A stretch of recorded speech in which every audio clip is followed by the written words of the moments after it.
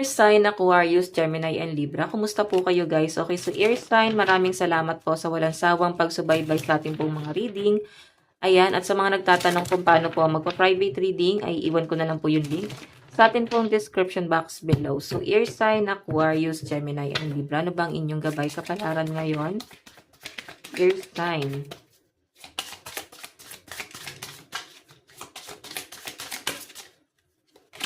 Okay, so air sign, meron tayong Two of Pentacles. Nakikita ko yung pagkocontrol mo ngayon sa pera mo, no? Nakikita ko na para bang meron kang pinaghahandaan dito. Okay, ayan, no? So, advance ka mag-isip air sign. So, pinapakita sa akin, air sign, no? Advance ka lang mag-isip kasi iniisip mo dito na baka magkaroon ng kaguluhan or problema. At least meron kang huhugutan.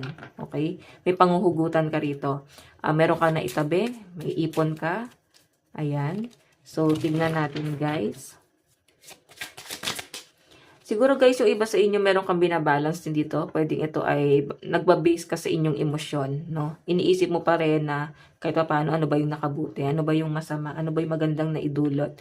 Pwedeng nagbabalance ka sa dalawang senaryo, sitwasyon. Meron kang isang tao dito or mga tao na tinitimbang mo kung ano ba yung mga magagandang naidulot nila sa inyo. And sa pinapakita sa akin dito, air sign, ito yung pinapakiramdaman mo. Okay? Sobrang balance ang energy mo. Kasi kahit paano guys, tinitignan mo yung mga magagandang nagawa nila sa inyo. Okay? And ikaw, tinitignan mo dito air sign, kung sila ba ganun din. Kung nakikita ba nila yung mga ginawa mong sacrifice para sa kanila. Meron tayong Knight of Swords. Siguro may nagagalit sa inyo guys. Meron tayong Eight of Pentacles. Ayan. So, may nakikita ko guys, siguro may nagagalit sa inyo rito. May nag-aaway, pwedeng, di mo naman guys gano'n pinapansin. Parang, di mo na guys masyadong pinagpapansin kasi nga, meron kang ibang pinagtutuunan ng pansin. Ayan, no? Pwedeng hindi siya guys makakabuti, no? Pwedeng negative energy siya, air sign. Kasi kung pinapansin mo siya guys, makaka-apekto pa siya sa inyo, lalo sa inyong trabaho. Ngayon kasi nakikita ko na binabalik mo yung mood mo.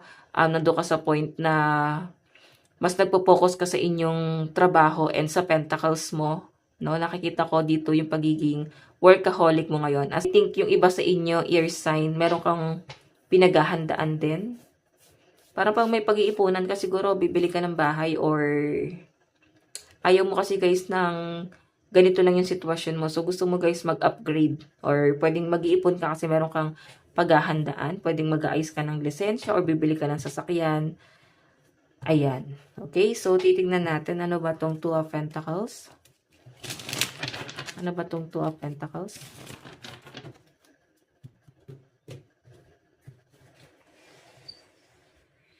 Ayan.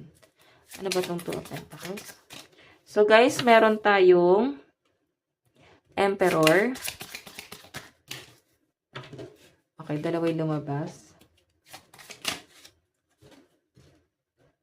King of Swords. May nanggigipit sa inyo guys. Pwedeng pagkakautang or pwedeng responsibilidad. Pwedeng may nangungutang sa inyo.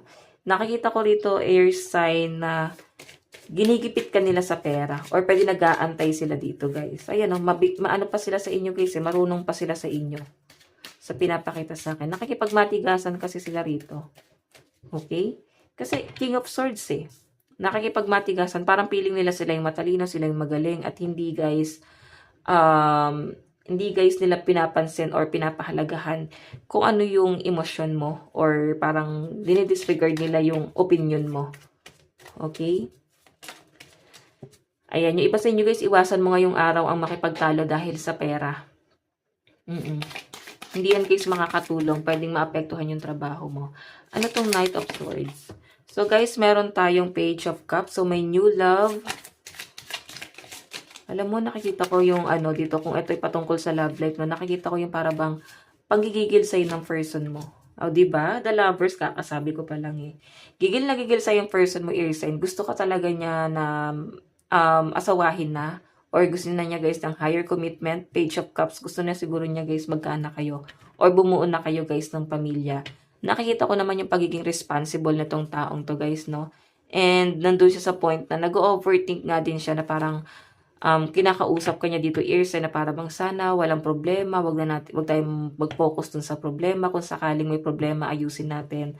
So ganun guys yung nakikita ko rito kasi the lovers yung energy. Mahal ka talaga ng person mo. Okay?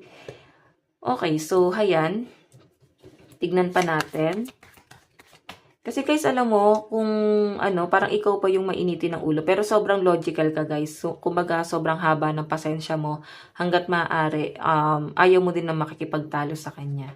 Okay, kumbaga, gumagawa naman siya guys ng paraan para maibsan din yung mga pangungulila ni ear sign dito. Okay, kung ikaw ay may mga tampo na nararamdaman sa kanya, nakikita ko naman guys yung pag-e-effort niya. And nakikita ko rin dito na para bang kung magtatalo kayo, ayaw niya na matutulog kayo na may samaan ng loob. Gusto niya maayos din ng araw na yun, no? Nakikita ko rin guys ng pagsusumikap ni person. Ayaw kanyang mahirapan. Ayan, no? So, I think siya na talaga yung mapapangasawa mo. Ayan. Kung may pagtatalo kayo guys, nakikita ko na ayusin nyo rin to guys agad. Okay? And kung kayo naman guys ay mag-asawa na, so siguro ito na yung gusto nyong mabuo, magkaroon na ng anak. Tignan natin ano itong 8 of Pentacles. Meron tayong 3 of Swords. Alam mo yung para bang si person mo ngayon, inaabuso niya talaga yung sarili niya sa trabaho. Kumbaga, doble kayod siya guys. Sobrang napaka-responsible ni person sa pinapakita sa akin. Meron tayong 10 of Cups. Ayan, 10 of Cups. And meron tayong 7 of Cups. So guys, sa pinapakita sa akin dito, ngayon, ang nagiging problema din dito guys is yung family. Pwedeng yung third party is family. Pwedeng nagkakaroon ka ng problema sa family.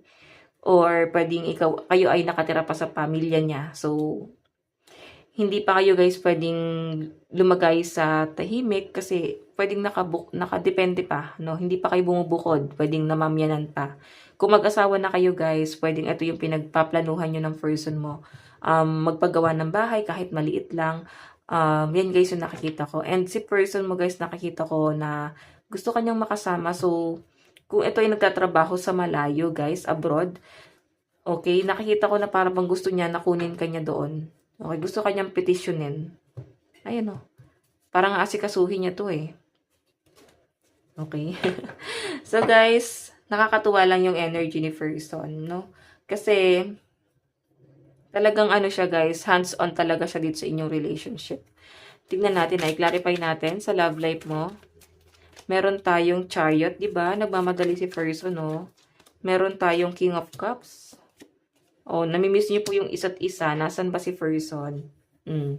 Siguro nga ay talagang nasa abroad. Parang miss na miss niyo na po yung isa't isa rito, guys.